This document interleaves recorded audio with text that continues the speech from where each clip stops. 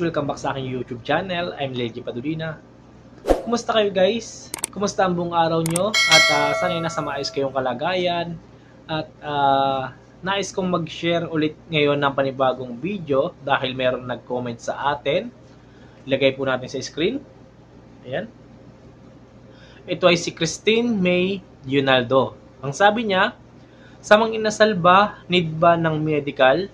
Kasi sa inaplayan ko, pasok agad ako. Interview lang, tas nag-text sa akin ng pwede na ako pumasok, mag-prepare lang daw ako. White polo shirt, tsaka hairnet, black shoes, tsaka black sock, and notebook, at ballpen. Pero walang medical. Health card lang. Walk-in applicant po ako. Normal lang po ba iyon? Ayan.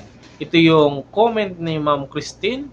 Pero bago ang lahat ng yan, or bago natin ito sagutin, ay nais ko muna mag-shout out sa mga lalabas sa screen. Ayan. At kumusta po kayong lahat? Kung bago ka pa lang sa aking YouTube channel, ay maaari bang humingi ng isang subscribe para lagi kang updated sa ating mga ilalabas na video. At kung kayo naman ay may mga katanungan pa about sa pagiging service crew, pagiging waiter, paano mag-apply, pwede kayong mag-comment sa baba para masagot natin yan.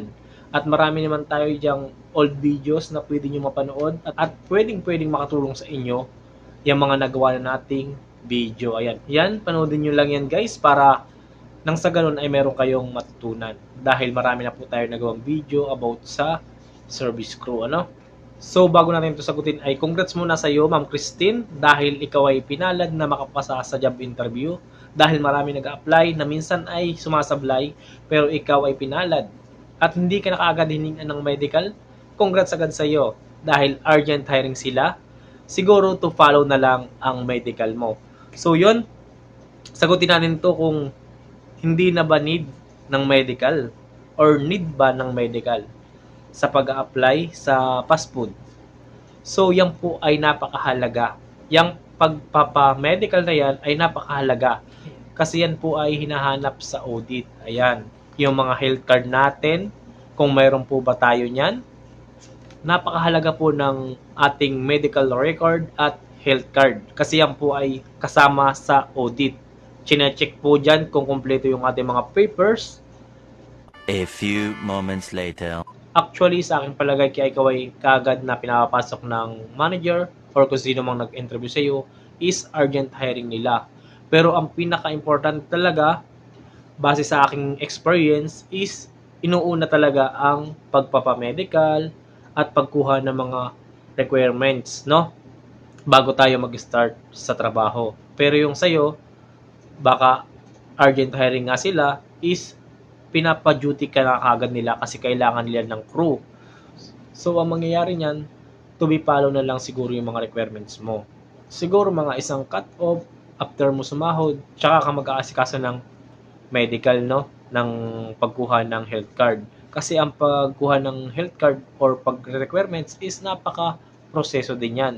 Aabutin ka ng 1 week to 2 weeks. Depende pa kung ikaw ay magkakaroon ng problema or magkakaroon ka ng pending or gamutan kung ikaw ay makitahan ng UTI kapag ikaw ay nagpa-laboratory ng urine. Ayan. Yan naman ang kadalasan UTI na magiging pending natin sa pagpapamedical. So, share ko lang sa lahat na kapag tayo ay kukuha ng mga requirements, ang mga kailangan is police clearance, NBI clearance, cedula, working permit, then yun nga, yung sa medical naman is urine, stool, tapos x-ray. Dapat fit work tayo dyan. Wala dapat tayong sabit yan para makuha natin yung health card. Kasi yung panghuli yung health card. Then, kailangan ng working permit. Ayan, kasama rin yan sa pinapasa nating requirements. Working permit. Then, yung SS, Pag-ibig, PhilHealth. Ayan, kailangan din yan nila. Lahat yan ay pinapasa. Kasi, hinuhulugan yung ating mga contribution, ating mga company. Sa tanong mo na yan, para sa akin, wala namang masama doon. Kasi, ang kagandahan doon, pinag-i-start ka na agad. At least, sigurado na ikaw ay mayroon na kikitain pagdating ng cut-off, pagdating ng sahod. So yung sahod mo, yun yung ipapang pa-medical mo. Kasi gagastos ka dyan ng 1,000 plus or depende pa sa inyong city kung mahal-mahal ang singil, no? Kasi ganyan yung experience ko, nasa 1,500 yung aking binayaran kasi sa dami nga ng mga requirements na kukunin.